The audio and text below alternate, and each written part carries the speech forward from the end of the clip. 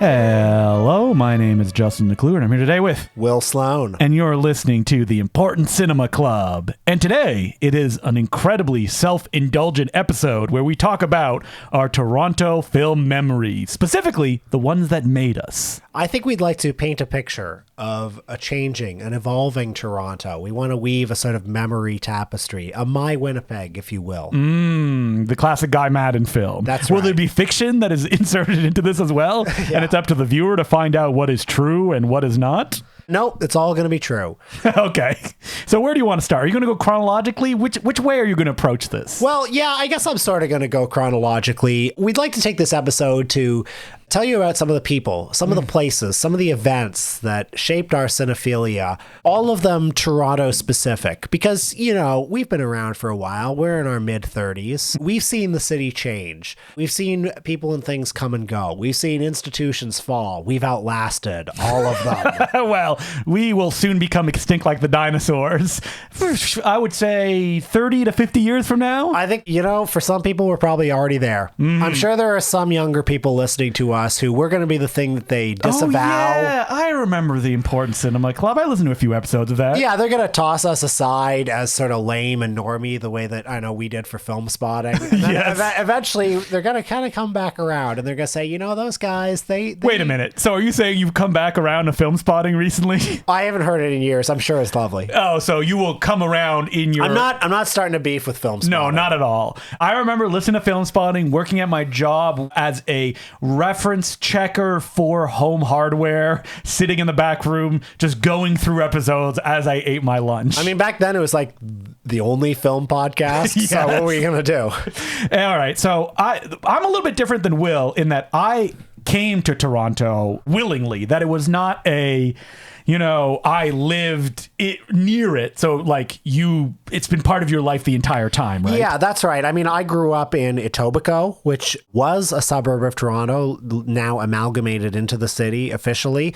So I have always been a subway ride away from the downtown. But, you know, when you're a kid growing up, that was still a long way away. I would have to I would have to ask my parents to drive me downtown. Oh, so it was like a big deal when, I want to come do a film thing in town. Yeah, exactly. So there are certain things that I did, like when I was a teenager, that certain things I'll mention, I think. Well, okay, let's start with the Royal Cinema, which currently is a venue where... Well, it's been hollowed out, and it's mostly for, like, comedy events now. They're Yeah. not a regular running movie theater. Killed by the pandemic. Yeah, pretty much. The lobby is a bottle shop, and they do stand up where you can see, like, I don't know, Shane Gillis or whatever do Yeah. comedy, which is lovely. And I'm sure they make a lot of money from it. But I mean, that theater has been around for decades and decades. And like, I remember every now and then convincing my dad to drive me downtown to go to Kung Fu Fridays, which Colin Geddes, also the former programmer of TIFF's Midnight Madness, used to do. And he would show 35 millimeter prints from his collection of films that he saved from the dumpster.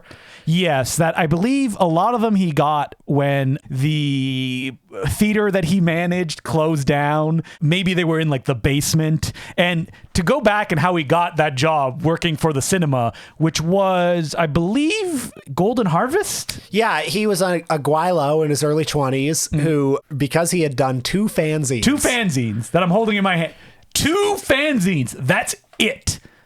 He was called and said, hey, you like Asian cinema. Do you want to manage our theater? And back then, like, this is right before the, like... Rumble in the Bronx. Yeah, right before that revolution, there were like 5 guys, you know, Rick Myers, Bay Logan, maybe somebody else. Well, this is, Colin. I'm looking here, copyright 1993. This one Right. came out. And by the way, these zines that Colin made are the things of beauty. They're books, okay? They are dense with information. What are they called? They are called Asian Eye, the Occidental Tourist Guide to Oriental Pop Cinema. I believe they're also very hard to get. I am so jealous of Justin that he has these. Yes, once I interviewed Colin for something, and he showed me a bunch of stuff, and he gave me 2 of them because they were water damaged. Colin, if you're listening, please. I don't think he has anymore. Like these, it's really just like someone going through all the Asian cinema that he's seen, and he interviews Jackie Chan in one of them. and it's just like a bunch of random reviews. Back when there were like 5 white people in the world who wanted to interview Jackie Chan. Exactly. So, like nobody was interested, even though he was like the biggest star anywhere else. All through the 2000s, every other Friday, Colin would have Kung Fu Fridays and, show stuff on 35 millimeter. I remember going to see Zatoichi and the Chess Master. I remember seeing, Eastern Condors. One time he was going to show Bruce Lee and I, which was the one with Unicorn Chan, the one that like Bruce Lee did some fight choreography for it to help his friend out. Oh yeah, and then they plastered Bruce Lee, fight choreographer, and they used behind the scenes footage in the movie. Right, but actually they didn't get the print in time, so they played Master with Cracked Fingers instead. And I remember that night so well, just like a beautiful, like so funny, such a great experience on fucking film. Now, would you say Colin was like one of the cool guys that you looked up to? Because when I was 100%. Yeah, when I was moved to Toronto and I started attending Midnight Madness, that was the coolest thing in the world. Oh man. Well, and then I remember when I was in like first or second year university,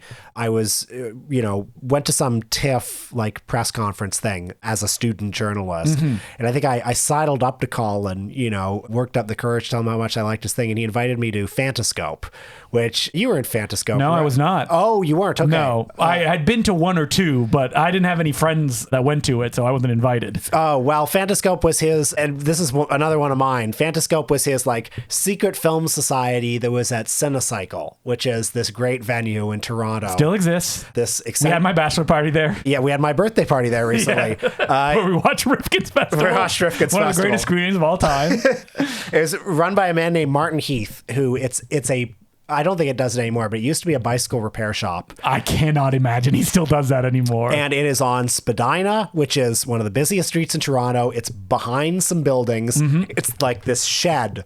I mean, it's one of the last things. Like, if you go there not knowing what it is, you will assume you will be murdered. Like, going down the alley, turn the corner, and then there's like a big spray painted thing saying like, "Oh, this is the door." But yeah, I remember all through undergrad, I would go there, and once a month they would play something, usually on 16 millimeter, and there were a lot of people I met there, like Peter Kaplowski, mm-hmm. I think Jesse Hawken I met there for the first time, and I remember seeing like Q the Winged Serpent, and I'd never heard of Larry Cohen before. Yeah. That's just wild that Colin just invited you to it as some rando that just walked up to him. I just a poor orphan picked off the street, It was awfully kind of him. So I want to jump back and just say that, like, for me, moving to Toronto after college was because I did not like living in Ottawa. I don't drive, so I found it very difficult to get around. And even the cinema culture, if it existed, I was separate from it, and I didn't know where to go. But Toronto seemed very accessible. I remember coming to visit a friend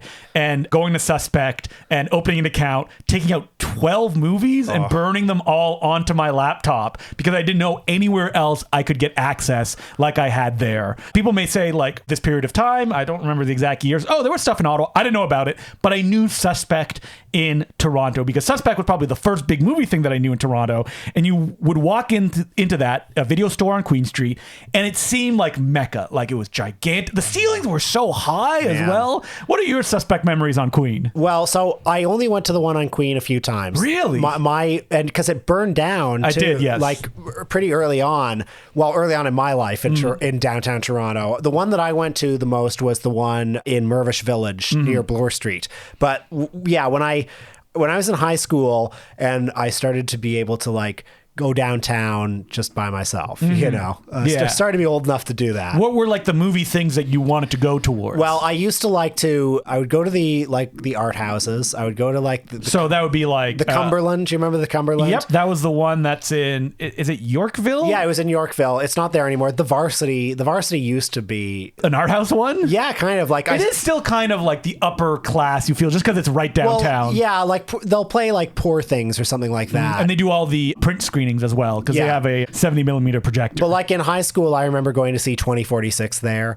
At the Cumberland, I remember seeing stuff like Lady Vengeance, Grizzly Man, Cachet. I remember going to. Do you remember Adam Agoyan had this thing called Camera Bar on Queen Street? I knew of it. I never visited it. Did you? I went once or twice because Camera Bar was the only Toronto theater playing Ingmar Bergman's last movie, Saraband. Wow. Because it would only be projected digitally, which back then Nobody had digital. Yeah.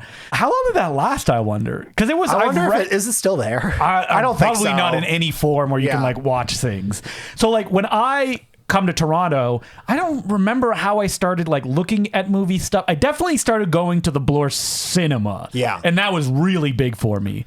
And that was the Bloor Cinema that like they did retros all the time. And did you attend very often? Oh man, I did attend the Bloor Cinema. I wish I attended it more. I spent so much time in undergrad like doing like student journalism film critic shit, going to see press screenings of bad movies. Yeah. Well, you could be seeing like whatever film they're playing on film. Well, and also seeing stuff on film wasn't as urgent as it would be now, but I mean, what I do remember, probably some of my best memories of the Bloor were when Edgar Wright was filming Scott Pilgrim, and he would have, as you know, every week he would do like the Edgar Wright Film Festival. Yeah, because my short film would play before every screening that he did. Right. Yes, because I had befriended randomly just by sitting beside her Victoria Dobbs, who was the manager at the Bloor. She didn't particularly like movies. I was kind of unclear on how she got the job. She was very nice, and that's how like I just asked like, can I shoot a short like at 6 a.m. in the morning when the cleaners? And she was like, yeah, sure, whatever, doesn't matter. And so we would be like running around the Bloor Cinema, going in the basement. They had a very like huge, weird downstairs where it looked like people were murdered, and we would shoot short films and stuff. Like it was weird because it felt a little bit like our playground, like because Victoria managed it. She's like, yeah, I'll open the door for you and stuff like that. So that was very fun working at the Bloor. Did Edgar Wright give any indication that he liked your short? Yeah, we would email him every now and then. He gave me a signed copy of Space at the end, thanking me for all the stuff that I did. I remember the first day of his run there, like he showed, Hot Fuzz, Shaun of the Dead, obviously sold out. But then a few weeks in... Oh, yeah, there were less people. He showed, like, Dames. Okay, I was there at Dames, the Busby Berkeley film, and that was actually an awesome screening because it felt actually quite intimate, and the movie, Dames, is amazing. Oh, yeah, I think it was Phantom of Paradise, right? Because they were all double bills. And there was another one when he did a Jackie Chan double bill of Police Story, which was Quentin Tarantino's print. Right, because it was supposed to be a different movie, I think, and it ended up being like a Jackie Chan double bill instead. It was Police Story and Drunken Master 2. Man, those were really fun. And he was always there, like hanging out in the lobby, talking with anybody. I remember going to see Evil Dead and like yelling his name when I saw him walking down the street. This was way before he did the Scott Pilgrim stuff. And I was like, Edgar! And he was like, oh, hello. And he talked to me awkwardly. He's like, all right, I'm going to go now. Think how many of those encounters he's had. A million. And think of how many times that's happened to you now, someone calling your name. Hey, I love anyone who calls my name. Oh, but getting back to video stores, like in high school, I would go downtown to Bay Street Video. Yeah. Which was that was Mecca, first of all. Some will say still standing to this day. Still standing to this day. I hear there's a podcast about yes. Isn't it weird how I've been able to worm myself into all these places? Bloor Cinema, Bay Street Cinema. Yeah, I remember. And kids today, they don't know that you could go years back then. Like the internet, it was the mid 2000s, and the internet was not what it is now. No, you could not download movies. Well, early 2000s you could if you go looking, but it's hard and it takes a long time. Kids today with a fucking Karagarga password can download the whole Fassbinder filmography and watch it in 2 weeks. But back then, I remember I in the 2000s considered myself a fan of Werner Herzog. I had seen Nosferatu because it was at the Rogers Video in my neighborhood, and then 6 months later I'd seen Invincible because it was in a theater, and then a year after that I saw another video store where I rented Aguirre. And then a year after that, I got Strozek on DVD. Yes. And that was what my fandom was built on, okay? Your love for Herzog. And so going downtown, and going to Bay Street Video, I remember renting 4 movies that first day, and I still remember what they were. What were they? Five Deadly Venoms, Through a Glass Darkly, Biggie and Tupac by Nick Broomfield, and My Best Fiend by Herzog. Now, did you walk through those aisles being like, whoa, how do they have so much stuff? I just remember, that whole summer of 2005 going down all the time, and it was just like one after another, oh man, Sweetback's Badass Song, Something Weird Video stuff, I remember only a handful of the DVDs that I got from Suspect when I burned them all, but I remember one of them was Joe Dante's Piranha. One of them was Argentinian zombie film that I always get the name wrong. I think it's Plaga Zombie Zona Mutante or Plaga Zona Zombie I'm not Mutante. familiar with that. That's interesting. Yeah, it was actually recently put out in a special edition by Severin. I very much love it, where where it's like a trilogy of films. Like the first one, guys shooting on VHS, editing on VHS. The second one, super ambitious, basically like the Evil Dead 2 of it. Very fun. And like watching them over and over. And like, these are just accessible. Like I could not buy this at HMV or Music World. I don't have the money for it either. And it's all right there in front. That's what like Toronto presented itself to me. Oh man. So the suspect video in Mirvish Village, which was very small, but standing until 2016. Oh, I used to love going there. Oh God. So I remember like with Bay Street Video for me, that was the place where it's like all the movies I'd ever heard of, they were there. But then Suspect, it was like all these discoveries, all these things that you never knew existed. So like I remember going there, you know, in the first week of undergrad and being like, ooh, the Filipino Batman, or like, you know, first month of undergrad, I remember just blind renting a movie called If Footmen Tire You, What Will Horses Do? Oh, you just blind rented that one? Rented, I didn't even know what it was, but it's like, this looks exotic, whatever this is. And then watching it, jaw on the floor, like, what is this? You know what I used to love about Suspect was a big zine and magazine wall that they had. Oh my God. Which I would go to all the time. Now, this whole episode was prompted about us talking about Toronto people that used to write film zines. Because in my eyes, these were the coolest people in the world. Still are to me. And I feel that like they must not have sold more than 50 zines.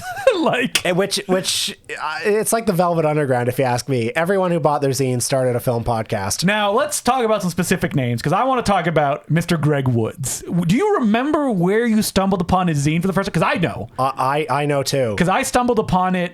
It was Word on the Street. Yep. Is that the same thing for you? That's also for me. Which is like a festival that still happens to this day. And basically I was a guy, I love film so much. Anything film related, I'd be like, what is this? Word on the Street. Yeah, it's this outdoor literary festival that happens once a year in like September. I probably learned about it reading Now Magazine and I Weekly, which were... that's what I also... Yeah. Periodicals that you could pick up at the subway, and there were just newspapers. Half of them were basically sex ads at the back, but like it ruled. It's so sad it doesn't exist anymore. Yeah, I mean, God, we got our information so differently then, didn't we? Because they would come out on Thursdays, and you get them, and then you would see all the things that were happening for the week. About anything that's going on now, because I don't have those to pick up and read. We don't even have Facebook events anymore. No. Well, they still exist, but I don't think we engage with that very much anymore. So you go to Word on the Street. Do you remember, like, what is this? Like, you walk by Greg's table? I remember, I think it was 2004. I still remember the year because I remember, or maybe it was 2003. Like, I remember seeing the CinemaScope booth. So that's how I discovered CinemaScope, which is like, was also huge in its way. But then Greg Woods. Just a guy sitting. Just a guy. Yeah. Like, no apparatus behind him. And he had these incredible zines that are just like, you've got a whole pile of them in front of you called the Eclectic Screening Room. I bought so many of them over the probably very short period. I had like doubles and triples of them because when I would stumble upon his table, I think I've given most of them away. I didn't know which ones I had. So I'd be like, let me just grab them in giant sacks. Man, I really hope I didn't throw them out, but I think I did, because I was like, what am I going to do with 2 copies of these? Oh, man. Well, I hope he gave them away. I mean, yeah, and his zines were so exhaustive. So the early issues, you know, they'd be collections of reviews of things he liked. And he had like... so the early ones were pretty much like a piece of paper folded in half. Like, I remember one of, like, issue 1 or 2 has a whole article about the films of Coleman Francis. And you hear that, and you think, oh, he must be a Mystery Science Theater Issue number fan. 2 right here in my hands. He did not. I don't think he's a Mystery Science Theater fan. No, he's absolutely not a Mystery Science Theater fan. He knew Coleman Francis just from like being a late night TV viewer. I've got this one issue in front of me, a tribute to late night television. It's 2:00 in the morning. Most of the Western world has gone to bed after hearing the night's top 10 lists and watching the stars plug their latest projects. But you're still up. Maybe you can't sleep. Maybe you're working the midnight shift. But the people on your cathode ray tube are still awake to give you some kind of companionship. For irrepressible night owls like myself, the cultural phenomenon known as the late night movie meant all of this and more. He goes on to talk about, like, you know, this is a whole issue about late night movie shows like City TV, Offbeat Cinema. Stuff that you will not find documented anywhere else. Yeah. I'm looking here at issue number 2, summer 2001. Like, there's a lot of, these are the movies I've been watching, like Teenage Thunder, Tarantula, Beach Blanket Bingo, The Glory Stompers, Coming Attractions, The Trip. But then if you scroll down, like I'm reading a website, if you let your eyes just fall down the page, it's like Discoveries in the Dark, Billy Wilder's debut, Mauvaise Graine. Well, yeah, he had such eclectic taste because on one page it would be, you know, Roger Corman, and then on another page it'd be like Jonas Mekas. Would you say that we are perhaps inspired by Greg Woods? I mean, the more I think about it, the more I think we are. You know, it's like that you look at like a zine like this, there is no separation of like, I only like this kind of thing or that kind of thing. It's just, as the title says, the eclectic screening room. Yeah. How often did he publish these zines? Was it quarterly? I think it used to be quarterly, but then as the 2000s went on, he got very ambitious, and he would do these incredible, like basically books, book-length things. I mean, the best one is the Roger Corman scrapbook. Yeah, which is when Roger Corman turned 80, he did this, I swear, 100-page zine with many contributors reviewing like movies from all facets of his career, including one 17-year-old contributor named Will Sloan. Yes, I was reading a Will Sloan review that I only know about because Will told me himself, and he was like, "You cannot read that out loud." Not even like recording. He's like, not even to me. No, I don't want to hear it. But it's, yeah, I gave a negative review to Death Race 2000, which you have vehemently denied at this point. And all I can tell you about that is like I'm 17. I'm thinking for the first time. Okay, and I'm very proud of myself. You're 17. Yeah, no, literally. And imagine me writing an email to Greg, being like, "Oh, I'm a big fan." And excuse me, sir. My name is Will Sloan, and I am a writer. And can I contribute to your zine? You know. And you think that you're messaging like some big titan of the industry. Like Greg's a god, okay? Yeah. And he still is, by the way, to be clear. But like, I do think that goes to show it's like Greg lived downtown. Yeah. And he had film friends downtown. Did screenings. You know, he did screenings. Yeah. And all of that, like, yeah, if you're in the suburbs, that's a whole other world. That's the dream. That is the dream, yeah. I would love to do that, just watch films with my pals and things like that. And what should be noted about this is that like this stuff, you will not be seeing it showing up on eBay. I don't think so, right? We have to make this stuff available. We've tried. We have to find a way. Yes, because like Greg's still out there, and he has plans of his own. Yeah, because you've pitched to him like, can we do like an eclectic screening room reader? I don't think I actually have pitched that. Oh, I thought you did. Well, Greg, if you're listening, here's the pitch. Let's do a reader. But like, I think Greg, out of all like the film guys, may be like the most influential. Just looking at his work and feeling that passion and just the knowledge too of like, you read this and you're like, how does he know all this stuff? And I think what I would also say is stumbling on his booth at Word on the Street. Yeah. Like if you're a kid from the suburbs, it's kind of like, wow, so there's somebody else like who has all of these interests. Yes. Because you have no access to that like with your school friends. When I was a kid and I would go camping with my dad, I would literally make zines just for myself, like little comic books. No, me too. I love doing that so much. Yeah. And then to see a guy doing the film stuff, I can't even imagine putting together all the stuff that Greg has. Oh, yeah. Like looking at these, like, how many issues did it end up being? I think it goes probably into the 20-ish, 30. Yeah. And like he would publish other stuff by people he knew, like Rob Craig. It came from 1957. There was another one that Rob Craig wrote called like 1984, the year Hollywood died, which I definitely don't have that one. I'm not sure I agree with the thesis, but it was like this very long argued article making the case that 1984 was the year movies Hollywood ended. Is dead. Yes. Yeah. And Greg, I think the last thing I ever got that he published was a screening he did at the back of the Imperial Tavern of a Eurocrime film, and he did a little zine called Euro Phantasmo. And like he's still like full of passion. 2017 he did it. Writer, direct, editor, publisher Greg Woods. Love it so much. And just if people, I don't know why they would see this stumbling. If you're in Toronto, I can imagine going to a used bookstore and finding one or two of these. Yeah. Pick them up. Do not let them go by. Yes. And it was so accessible 15 years ago. Tell me about some other zines that you have here. Well, this is also like people who are interesting. Yes. Because like in Greg's generation of cinephile, there's also another guy named Jonathan Culp. Yes. Now, did you ever talk to Jonathan Culp? Because he's the one who I had probably the most interaction with. I've met him over the years. Very nice, very shy. He shot a feature film that I bought from him as well. And I was like, well, if I buy this, you're going to buy mine? And he was like, yes. I cannot confirm or deny if he ever bought Teddy Mom. But he did one that I found very inspiring called 220 Days of Movies with an enormous ball. And it's Stupid Journey number 6. So I don't know if he had 1 to 5. And it was basically a diary of his life intersected with reviews of movies that he watched, like La Vie Heureuse de Léopold Z, which is a Gilles Cal film from 1965. It's like an NFB classic. Slapshot, The Departed. This is putting you what year it was in. Who is Bozo Texano? Life Force, Toby Hooper. But then the way that it was intersected with, like, he had to move back home. He had an operation on his testicles because he had an issue. Hence, Should we say that? Or it's part of the zine. Okay, It's right here on the cover. Wow. Oh, holy shit. Yeah, that's why it's called 220 Days of Movies with an Enormous Ball, is that he had to get an operation, and that's what this documents. Wow. And like that's why I was so fascinated by this, and it's like 80 pages, and it was like, yeah, this was a huge inspiration on me, and I always wanted to do something like this, but I never was really able. Like, look, Borat. It's very short review. I approve. In fact, I'm awed. How can anyone improv so close to the brink for so long without ever crossing the wrong line? The guy must have the best politics in the frickin' world, or maybe it's the editors. Well, Sacha Baron Cohen now. Well, who knows what his politics are? Oh, I think we know. If you look into it. But yeah, like, this is what I love. And Jonathan Culp, like, yeah, he was another one of those cool. I'm sure if he heard this, he would be embarrassed to hear, like, wait, you thought I was cool? Me as like an 18-year-old, like, he's putting out these zines, he's just documenting his life and all the movies he's watching. But this is also like this is the life. This is the life I've always aspired to. It's like you make. Well, we do it now every week, Will. Right. You make things where you share your passions and you send them out like a message in a bottle, and you don't know what happens to them.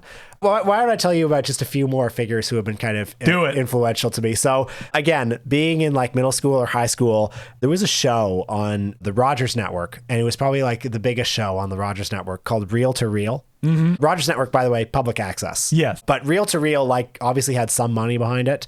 That's REEL to REAL. Yeah. Hosted by Toronto Star film critic Jeff Pavir and Richard Krause, the god.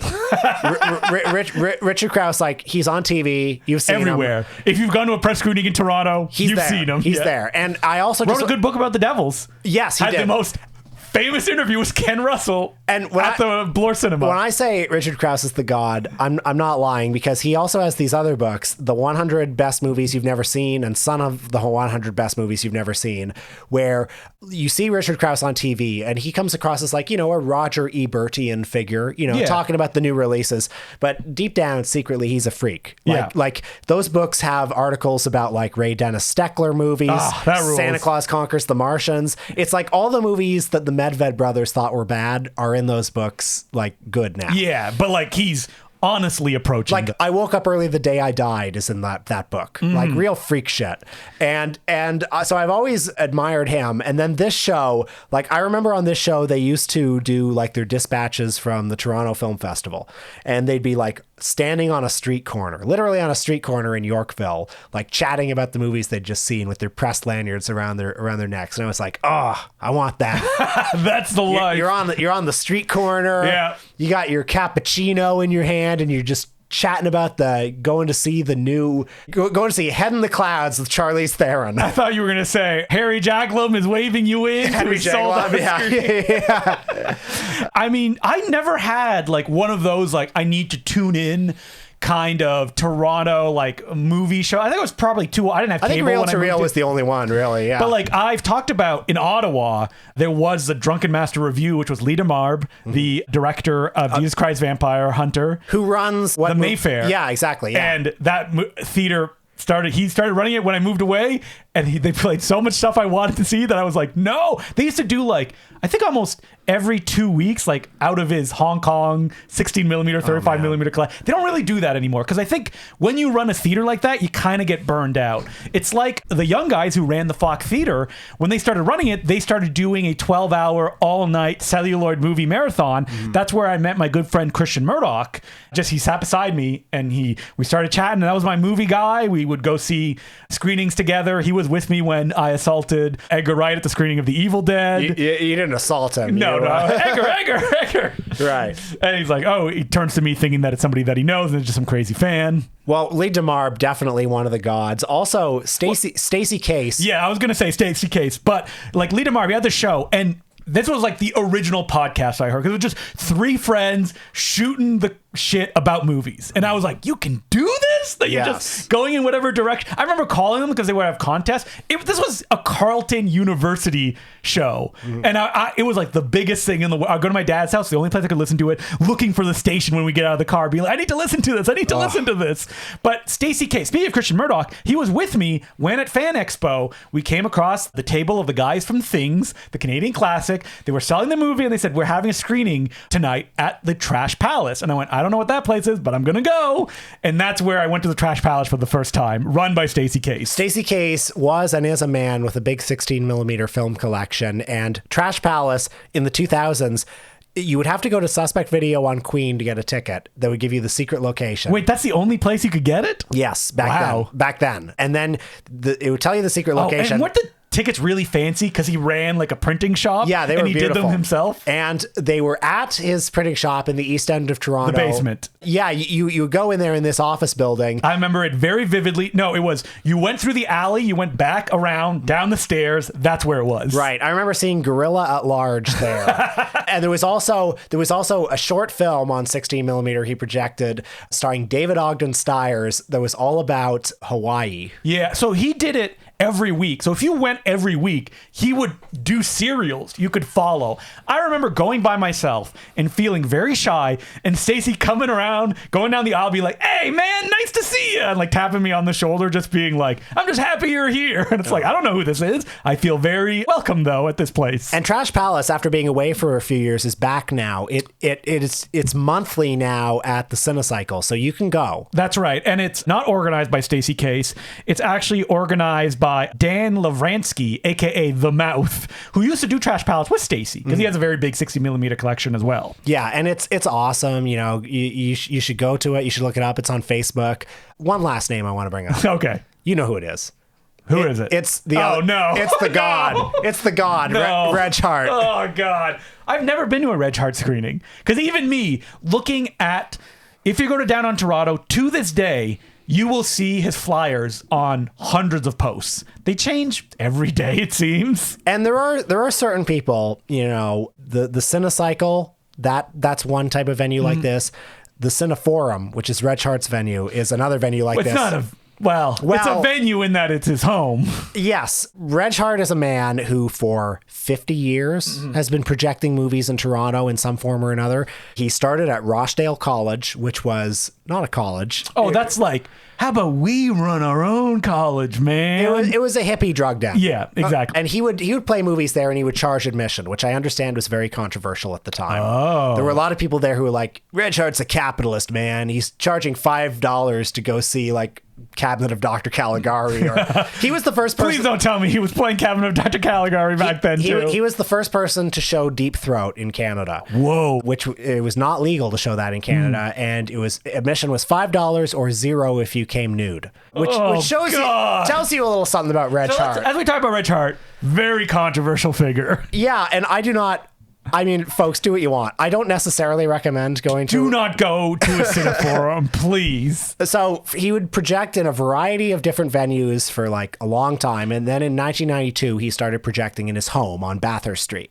And if you go to his home... He's been doing this for that long? Yes. He used to... Before that, he was at Sneaky D's. Okay. And they kicked him out or something. And he was like, well, everybody come to my home. And apparently the people were like, hey, this is pretty cool. So ever since then, his home on Bathurst, which I don't know if he owns it or what. He must own it because he's been there for that long, and that's real, like prime real estate. Yes, and when I first went there, he was showing stuff on 16 millimeter. So I know exactly the programs that he used to do because if you were in Toronto, you would see them. Back then, was it Radiohead and Dr. Caligari? Well, he would play band cartoons. It was Nosferatu to the music of Radiohead. Nosferatu, yes, which works. He's been doing that forever. The first one I ever saw was Chaplin shorts. Really? Yeah. Okay. He does not do that anymore. I think he does sometimes, but like... Because he's got like 5 things that he does. Band cartoons was like definitely one. Yeah. I can picture in my mind, like, isn't there one like cartoons on acid as well? Yeah, where it's like a magic carpet. It was LSD. Oh yeah, okay. There was one that he would do, and I remember again when I was in undergrad, going with some friends from the newspaper. Like we all got drunk one night and went to see like what I learned on LSD. What is he charging at this point? It was $20. $20? Yeah. So what I learned from LSD, we go in there, we've got our 6-pack, and he plays a video of him looking straight at the camera, talking about not LSD, just telling the story of his life that occasionally intersects with LSD. Okay. And this goes on for 2 hours. And we're there like, what is this? And then after the 2 hours is over, he comes out and drinks with us for another 2 hours. Yes. And then we leave. And, Reg Hart, a complicated man. Wait, all right. What accusations have been brought against him? Well, what I will just say is I don't know what he's guilty of, but I do know he's been in a long-running feud with the other guy who does posters in the city. What? The other guy just puts up posters, right? Dr. Jamie, but he also runs like an illegal bike business. Like it's stolen bikes that he sells. That he sells. I know exactly where that is and too. At one point, somebody started tearing down somebody's posters, and now they have a long-running poster war. And where they're like threatening each other with death. Oh God, that's been going on for 10 years. Yeah, longer maybe even. And Reg. But how was that an inspirational or like? Well, okay, what I will tell you is like when I would go there as a teenager. How often did you go? And not that super often, but often enough. It was like sometimes I would go. I mean, I remember one time being in high school and saying, oh, I'm going to go down to this. The Reg Hart Cineforum thing. It's like, what's that? It's like, oh, it's a guy who runs a movie theater in his home. And I remember somebody looking at me, maybe rightly, maybe wrongly, just like with horror. And to me... rightly. Well, okay, but to me, this is Bohemia. Now, how many people would show up when you would go like in high school? Usually not many, but I remember once I went to go see Nosferatu with the music of Radiohead, and it was like full. Wow. You're like, round 3, here we go. Okay, I remember one time I saw Cocksucker Blues there, the Rolling Stones documentary. You can't see this anywhere. And it was the right place to see it, okay? And I remember being there were maybe 5 other people there, and anytime the Rolling Stones like did music, there was this aging long hair next to me who would get up and start dancing, and then he would sit down. And I cannot emphasize enough, this is a small room and we're all sitting on office chairs, okay? Wow. And he would get up. I'm surprised he had office chairs out. You were just on his furniture. This guy next to me would get up, he would dance, he would go, rock and roll, and then he would sit down. Because the music in that movie doesn't last long. No. And then I remember leaving, and Reg is on the balcony, and I said, boy, that movie, it's like being in an unventilated room where everybody's high. And Reg says, want to watch it high? And I said, all right, well, that's enough for today.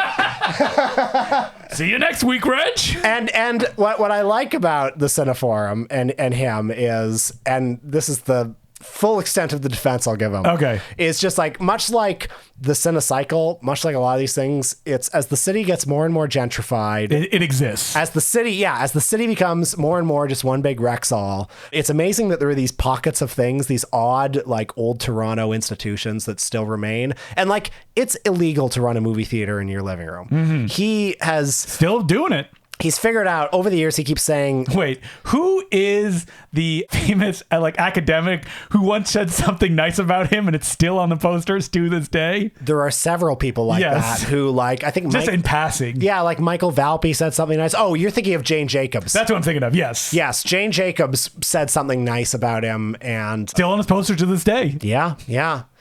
There's one controversy. I don't want to stir it up again. He's a strange man, but I mean, that's the thing. When I think of Toronto, when I think of film culture, well, you can't go downtown without seeing those posters. Yeah. Period. Yeah. Like you'll see them to this day. And he's one of the ghosts. You know. Now we didn't even bring up did you ever go to the AGO? Did you ever go to? I guess the AGO was basically Cinematheque Ontario. Yeah, that was Cinematheque Ontario. Yeah, I went there. Like I remember the Robin Wood retrospective after he passed away. I remember that. I saw Day of the Dead.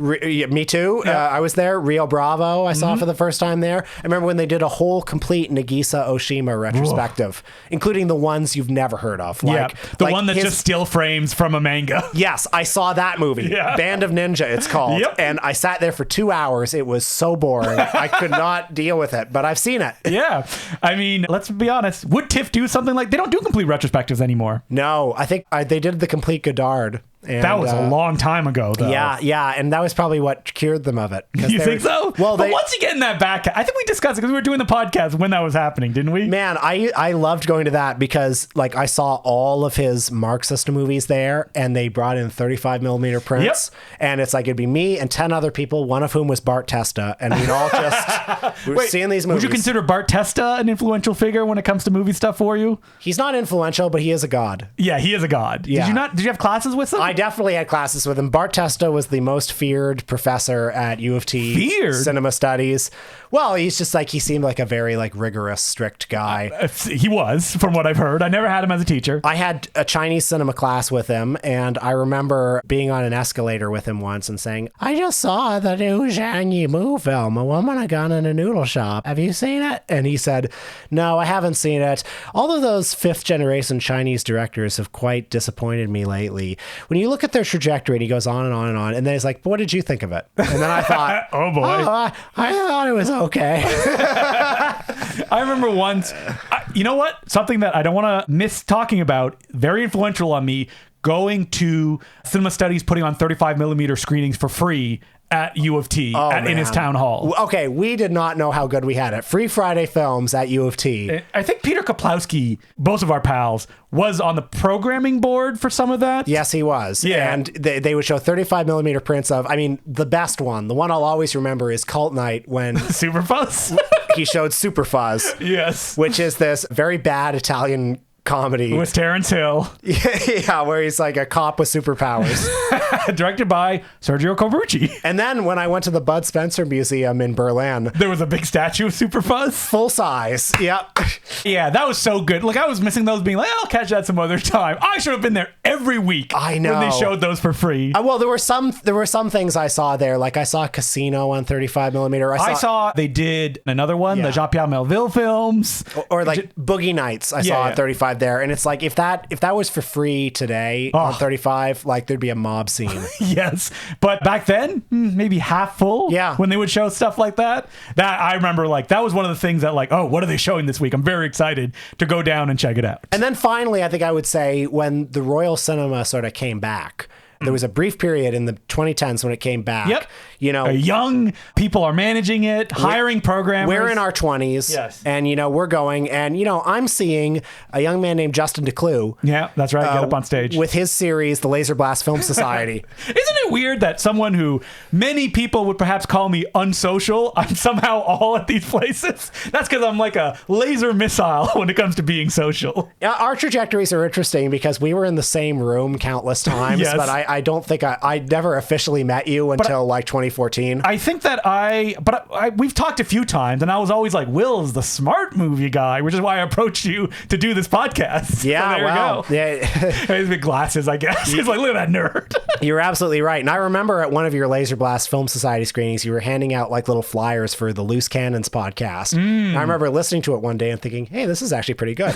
Yeah. Well, thank you. I had flyers for Loose Cannons. I don't remember doing that. Yeah. I mean, I remember telling a girlfriend. So when I moved to Toronto, there was a girl I was dating that we broke up right when I moved. Like, basically, I moved, set up my stuff. I'm not dating anymore. Cinema is my girlfriend now. That's right. I remember telling her, like, these are my plans. I'm gonna like work at Suspect. I'm gonna like get into these cinemas, and like saying it out loud. I'm like, how is this going to happen? And she was like, that's very ambitious. And you know what? I got to say, I did most of the things I wanted to do. Yep. And there was no room for a girl. No, not at all. And that's why I'm a lonely bachelor to this day. But yeah, all the movie stuff. It's weird because Toronto, at a certain point, seemed very accessible. I wonder if there's Justin and Wills out there doing these sorts of things, like going to screen. I mean, the Review now is hopping. They're doing like genre screenings all the time. I'm sure there are, but it's a whole other generation. You know, they'll have their TikToks. What do the kids do now? Exactly. While it seemed much smaller 15 years ago when I was getting into all this stuff, and more accessible because it was such a small pool of people. You know what's funny now is you go to the Review and all the screenings are, and I'm not saying this to complain, all the screenings are like the 20th anniversary of Miss Congeniality or the 10th anniversary of She's the Man or whatever, or like they're showing Scooby-Doo and it's like, oh yeah, there's a whole new generation, there's a whole like Zoomer like those audience. Are important for them. Yeah, they do stuff like Evil Tunes or Jacko. Yeah, and I'm not complaining. I have lots of things for me to watch, but it's just interesting to see like the scene evolve. But like if you look at the Review too, because they're basically the only ones that are doing that now, like it's sold out all the time. Good for them. Because like that is the place to go see like cult films, things that are curated, and like no one else does that. Not really. They're very smart. Yeah, like the Lightbox, which is what TIFF runs now. I mean, I know you went to go see some Marguerite Duras screenings they did recently. Well, I will say when I saw Le Camion last week, it was sold out. Wow. So clearly there's like people are hungry for that. Yeah. Like that. And also very young audience. Wow. It was all people my age and younger. And I think that's fantastic. That's amazing. So will this lead to more places popping up? Because now that everything is technically accessible, but also behind walls and stuff are missing, people want these experiences again. It's just you need smart programmers who are like in touch with film culture. You know, Not me and you. Not me and you. No. No, I'm not pitching myself. No. Because would I have programmed Scooby-Doo? No, but I bet it's going to be sold out. No. But like when we used to do Laser Blast, me and Peter, we consciously picked stuff that no one would know because we wanted to show it in theaters. Like you can have one slice of those people, and then you have the Scooby-Doos, and as long as they run, and the review kind of does that, where it's like rarer stuff that like people don't know, and then more mainstream stuff, and then you can get like both audiences, and there'll be a bleed through in between both. That is like I think the perfect kind of mixture of that stuff. Reviews doing it well. Let's have some more places, as long as they don't get torn down and turned into rock climbing gyms, like the Toronto Underground, the Metro, the porn theater. Well, that was never really a movie mecca, if you will. For some people, I'm sure it was. I'm surprised the Bloor, I mean, will it be standing? It turned into the hot dog cinema, and they're having some difficulties right now.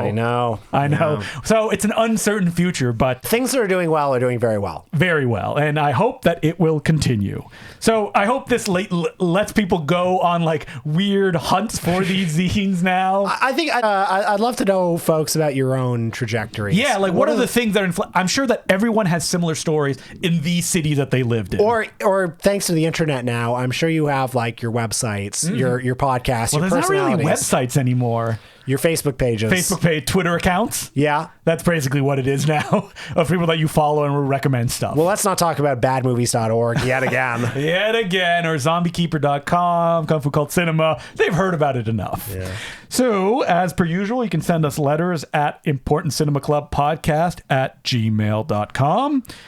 And our first letter goes, "Hello, gents. I would like to hear some of your thoughts regarding an issue that's becoming harder and harder to ignore as I get older. Falling asleep while trying to watch a movie. Oh, man. I'm sure this happens to everyone. I remember a mention of Will passing out during a screening after being on the road all day.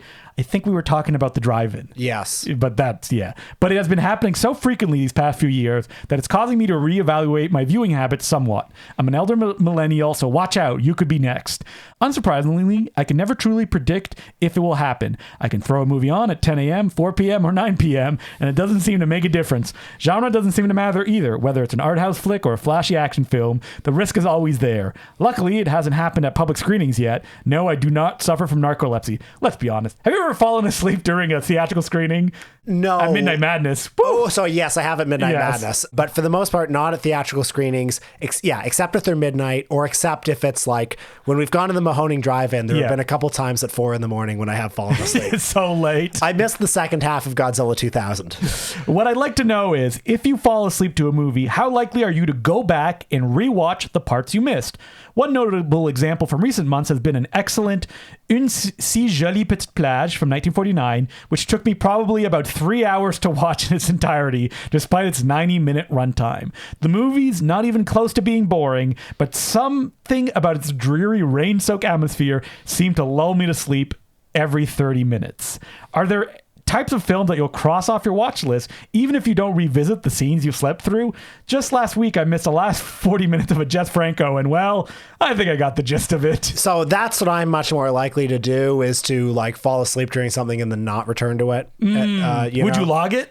No. Okay. Yeah. So like you watch 30 minutes of The Erotic Rites of Frankenstein. And then I'll be like, I'll finish that soon. And then I don't. You never get back to it. Yeah. You put the 4K $70 Blu-ray back on your shelf. But hey, listen, you say you're an elder millennial. Man, I've been falling asleep, for 10 years. Like watching movies. Oftentimes it'll be like 10 p.m. and I think, put on a 90-minute movie, fall asleep at 11:30. Not bad. Never works. Never works. What time do you go to bed at? It's not really that consistent. I'm a midnight guy. Midnight comes around, it's sleepy time. I've been going to sleep earlier and earlier. Like oftentimes I'll fall asleep around like 10:30, 11. But then sometimes I'll go to sleep at 2 a.m. Who knows? Emily's been going to sleep earlier at like 9 these days, 9:30. Yes, and like, as has my partner. And like when she goes to sleep, I'm like, well, what do I do with myself now? Yes, I have the exact same feeling. No, my partner will go to sleep at 9:30, and then I'll be like, all right, I got the whole evening ahead. And then it's like half an hour later, it's like, oh, I can't stay awake. Is it the movies that you're watching that you can't like? No, well, I've tried every kind of movie. Yeah, like exciting movies, boring movies. Yeah, art, trash, everything in between. Yeah. Oh, wait, the letter also has a question. And do you sometimes retain completely warped and inaccurate memories of films caused by the hypnagogic state you were in as they were playing? Fortunately, this doesn't seem to stick once I realize I've been dozing off, but the liminal state can be weird, which I don't hate. But while there are movies that I gladly zone out to, Helena Whitman's Drift almost got me there in the best possible way. Most of the time, I'd rather stay awake for what I set out to watch. To be clear, I'm not asking for advice on how to mitigate this. I'll eventually figure it out. But here's the thing, Alex. You're never going to solve it. No. Short of like taking a shot of adrenaline before watching the movie. Yeah. You're old. We're all old. It all happens. I remember being a kid, any movie, it's a story everybody has. See my dad like, oh man, I'm really excited to watch this movie. See him sit in the reclining chair, sit back. I'm like, he's out in 5 minutes. Yep. That's me now. That's you. You become that dad. Yeah. Even if it's a movie you're so excited to watch, right? Yeah. And there's no way around it. And I would say it would be nice to like, okay, well, maybe I'll get up earlier and shift my movie watching to that time. Doesn't happen. No. And I would say that like I very rarely fall asleep and then wake up and the movie's done. Because like oftentimes I'll be like laying on the couch, have the tablet on my stomach. If I start feeling myself going, just turn it off and put it away. Then I'll go to bed or do something else. Right. So Same. it's not that much of an issue that I'm like, oh, I missed 40 minutes. Like, do I log it? But I would say, like Will said, you haven't really watched the movie, but you don't want to restart it either. Spend a few years, let it pass, and then you get to it and be like, did I even watch this? I'm so old, my memory's going, so it doesn't really matter. That's right. Something else to say. There's no shame in falling asleep either. Like, young kids will be like, how dare they? We're old now. It happens. There's no way around it. Yeah. And I also, as I've gotten older, I've realized there are many different ways to watch a movie. You know, like you watch a movie on VHS, DVD, in a theater, on a Blu-ray, Asleep. on a phone. It's like all of them have different textures. And they're all valid experiences. Some are more valid than others, but you know, I've heard people talk about like there are certain like a Pitch It Pong, Weira Sathakul movies that they'll fall Yeah, asleep you're during. starting to like... And I can go in imagine and out. that might be valid. The director of A Taste of Cherry, which I saw at a Sinsu screening on 35 millimeters, like, I want you to fall asleep and like wake up while you're watching this movie. Yeah, there you go. So this week on our Patreon, we're talking about a topic people have been asking us endlessly. We're finally delivering 3 Men and a Baby. The number one movie of 1987. We're talking Tom Selleck. We're talking The Goot. We're talking Ted Danson. Did you know that there's a ghost in the background of one scene? We do not talk about that. We somehow talked for like 25 plus minutes and did not mention probably the most famous fact about the film. So prepare yourselves for that. And I'm sure people have already written Patreon comments because Patreon episodes sometimes go up first before the main ones. But so that's what we're talking about. $5 a month, patreon.com/The Important Cinema Club. This is coming out on Monday, Will. You have one last thing to say? Oh, okay. Well, if this is coming out on Monday, Tuesday, April 16th, remember, we are showing Gamera Super Monster at the Fox Theater. Giant monster, giant flying turtle, doing all sorts of adventures. We're introducing the movie. We're going to be there.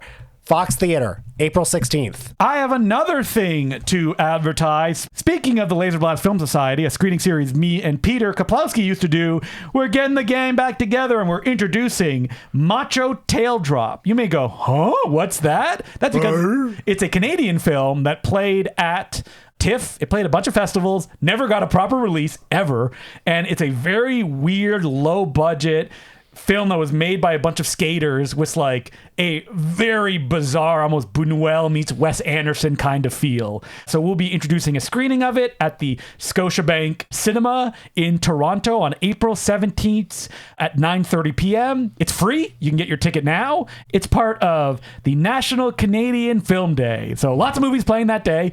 Like hundreds of screenings, I think, around Canada. But make sure at 9:30 p.m. you're coming to see Macho Tail Drop, introduced by me and Peter. So next week on the podcast, Justin and I are traveling to the Big Apple for one very specific reason. Bruce Lee. We are seeing Bruce Lee. And you may be wondering, who's Bruce Lee?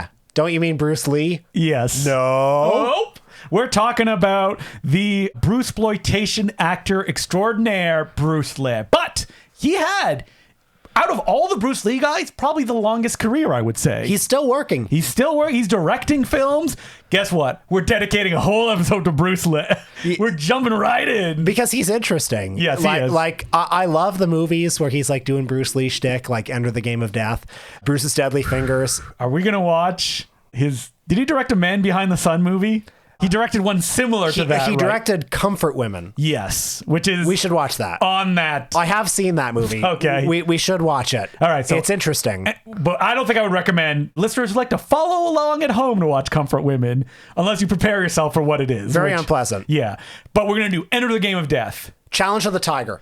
Did we talk about that in an episode that we did? Doesn't Let's matter. do it again. Yes. Doesn't matter. We're going to have a blow-by-blow of our experience being in the same room as Bruce. Yeah, we're going to meet him, I think. Yep. Shake his hand. Knock wood. Yeah, all right. That's what we're doing next week. It's a episode dedicated to Bruce Lee on the Important Cinema Club. We promised we would do an episode on everything. Yep. And we're finally doing the Bruce. The Bruce everyone's been waiting. Have we done an episode on Bruce Lee? No. Oh, because we did a Bruceploitation one. That's where I think we talked about Challenge of the Tiger. But you know what? We're doing it again. Hell yeah. So until next week, my name's Joseph Glue. I'm Will Sloan. Thanks for listening.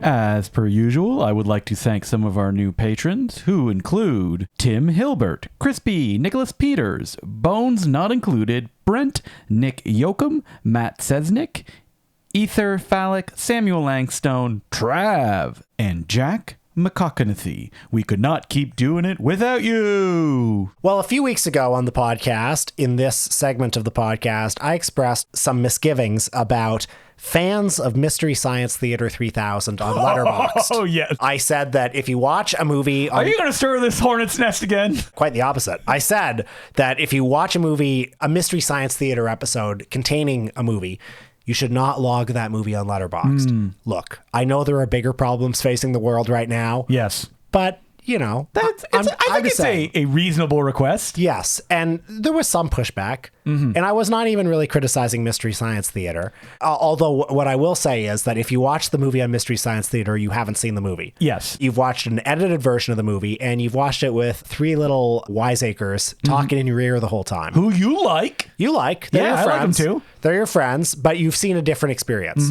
It's like if you go see like The Clock, you know, one of those big experiments. And you're like, I logged every movie that was in The Clock. Yeah, no. It's like a montage, a collage of other stuff. Anyway, so I've been watching a lot of Mystery Science Theater this last week, you know, just building IKEA furniture. Was there it blew up somewhere, right? I remember there were people yelling at us about it. Yeah, well, hey, listen. I think it's great, Mystery Science Theater. Yes. I'll just say, like, it's a little. Was it? There was a phrasing somewhere. I don't know, but like when I go on Letterboxd and it's like, okay, I want to see what people who have actually seen This Island Earth think about it, and It's all thing. Mystery Science Theater. Yeah, and they're all like, oh, it's such a bad movie. It's like you didn't see it. Okay, You didn't wait, see where are you it. going with this? I've come actually to praise Mystery Science Theater because I've been kind of rediscovering my love of it. Ooh, I like that. These past 2 weeks, I've been building IKEA furniture. Now, have you built the IKEA furniture and gone, I put it on backwards and I have to unscrew it all? The time. I am inept. You'll watch me looking at these instructions for 30 minutes like, okay, this piece goes, wait, where are the holes? And you're like, the I holes got are it. on this side. Yeah, I got it. And then you look at the image and you're like, oh, man. It's like I've nailed in the nails. Yes, and then here's the shelf. Oh shit, the middle shelf is on backwards. Yes. I have to undo the whole thing. I remember doing that once. I was an intern at a video production company. They're like, hey, Justin, can you build these shelves? I was like, oh, okay. And they made me do it in the center of the office where everybody was walking by, and I could not. I was like, backwards. Oh, no. Performance anxiety. Yes. God. But hey, I've had. Oh, it was hard the entire time. I've had my old friends Tom Servo and Crow T Robot to guide me through. So which ones have you been watching? Did you go like, were you a guided? I'm just all over the place. Okay. And so one thing I did though was watch the Coleman Francis trilogy. And those episodes I think are kind of the pinnacle of the show. Maybe. Okay. Because like as you watch them, you kind of feel the writing staff. You feel the personality of them. You feel the atmosphere in the writer's room as they're like discovering these Red movies. Zone Cuba. Yeah, like they start with the skydivers and you could tell it's like, this is a very unusual movie. And then with Red Zone Cuba, it's like the discovery that there's like a man behind these, and you feel like the inside jokes building. You feel the writing staff almost kind of like turning Coleman Francis into a character. And then by Beast of Yucca Flats, the third one, like they're able to point out all the auteur signatures, all the things that unite the oeuvre. You could see them almost kind of coming to like Coleman Francis while also like he's so painful. And that's the other thing too. Like some of my favorite episodes are the ones, I like Space Mutiny, but some of the best ones are the ones that seem like the least, like the weirdest, the most abrasive, the least obviously funny movies. Red Zone Cuba is such an abrasive, ugly experience. You feel the writers like working really hard to make it work, and you feel their frustration as it goes along. And if MST3K is parasocial, that's part of it. Like, you feel yourself. You want a personality. You don't want just someone doing quips. That's right. Yeah. You feel yourself going on a journey with these characters, And Manos, the Hands of Fate, is like that too. You feel like you're discovering it with these three friends. And the fact that it's not like always like super slick in the first run of the show helps it. Like, now, have you been logging them in the normal, or have you been? No. Someone said that there are MST3K letterbox pages. I looked for them. I didn't find them. Oh, okay. And like people, if you're coming to this and you're like, I'm on Justin and Will's side, MST3K, oh, get it out, like a Joe Dante or something like that. I want people to leave this back matter, and like Justin is recommending episodes of MST3K. Yeah. What is it? Merlin's Shop of... I watched that 2 days ago. I think that is one of the funniest episodes. It's so funny. And very particularly because it's got all the elements that, like, it's multiple movies that have been edited together into one 90-minute film. It's got Ernest Borgnine, a Godzilla-sized Ernest Borgnine as like the bookends of the story. I love the running gag of like he's telling this story to this kid. Yeah, and he's like, "Wait, did you tell me that he like burned alive?" Or something like that? They're like, "Oh, and then the cat was burned alive, and you smelled his flaying fresh." Remember, you have to respect magic, or I'll kill you. Amazing. I always, for Canadian pride. Speaking of films that are just weird and they're individualistic, The Final Sacrifice is one that I go to all the time. Roused Hour. Roused Hour. Do you think there's beer on the sun? Very, very funny movie. And not one people hold up as like Manos Hands, like this is one of the bad movies, The Final Sacrifice. But man, that one is the tops. Now, do I wonder, is it because these are ones that were introduced to me by people at the time as like, oh, we have the Shout Factory DVDs. This is on the DVD. Like, let's watch that one. It's funny. There are some Mystery Science Theater movies where like my Mystery Science Theater fandom and my cinephilia are circles that overlap to a degree, but not entirely. Like there are some movies where it's like, I'm totally fine that MST3K has completely dominated their reputation. Yeah. It's like nobody was doing anything with Red Zone Cuba. It's a bad movie. And if anything, like they've kind of brought it. Or even something like Future War, for example. It's like no one is trying to rise up Future War. Yeah. Or like even Manos, the Hands of Fate, it's kind of like they created something out of nothing here. Did they do Ed Wood films? They must have, right? Yeah, they did Bride of the Monster. Okay. They did The Violent Years. But then there are some movies like, I don't want to make any huge claims for This Island Earth, but I am just a little bit sad that its legacy is completely tainted by Mystery Science Theater. Because like you can't mention that movie without MST3K being followed after it. Right, exactly. Whereas I'm totally fine with like Beast of Yucca Flats being like that. Now, would you recommend people to watch the Coleman Francis film separate from MST3K? Well, I've never attempted it. Really? Yeah. Do you want to do an episode? A Coleman Francis episode in our future? Let's do it. Did he do only those 3 movies? I think so, yeah. Wow, okay. It's kind of like, did they do a lot of Larry Buchanan films? I don't think they did any. Wow, okay. That's another one. Weird they missed him, yeah. Maybe his films weren't floating enough like in the public domain, because that's, people need to know, like that's why they did the movies that they did, is they assumed they were in the public domain. Looking at you, Godzilla, Gamera, and all those other ones. And that's why they built the canon that they have. Yeah. It's surprising that they were able to get so many sci-fi films. And because, like, can you imagine MST3K was like the Elvira show where it's like, oh, these are mostly noirs that were like Poverty Row films. Right. Well, one of the things I like about the original run of Mystery Science Theater as opposed to the Netflix revival, which obviously the Netflix revival is funny. Yes. But like the movies are too easy. The movies are too easy. It's like Mac and Me. It's the most, and also they wanted the movies to look good. So they all had to be in color. They all had to be in HD. But in the Comedy Central years, they had 24 episodes to fill, and it's just like anything we can get. What's in public domain? Yeah, what has yeah. multiple VHS copies? Let's go. And so you get weird stuff like Manos, like Red Zone Cuba, you know, like Monster A Go-Go, just the strangest fucking things. And I miss that. Now, didn't we see Monster A Go-Go? What film did we see at the drive-in on the big screen? That was it. It was not Monster A Go-Go. No. It was, are you thinking that one, Frankenstein Meets the Space Monster? Yes, was that an MST3K? I don't think so. Okay. That's an interesting film. Yeah, it is. And that was one that, watch it, laughing, clapping. I love that movie. What a singular experience. So just to clear the air, MST3K, we're saying it for the 100th time, good. We like it. We like it.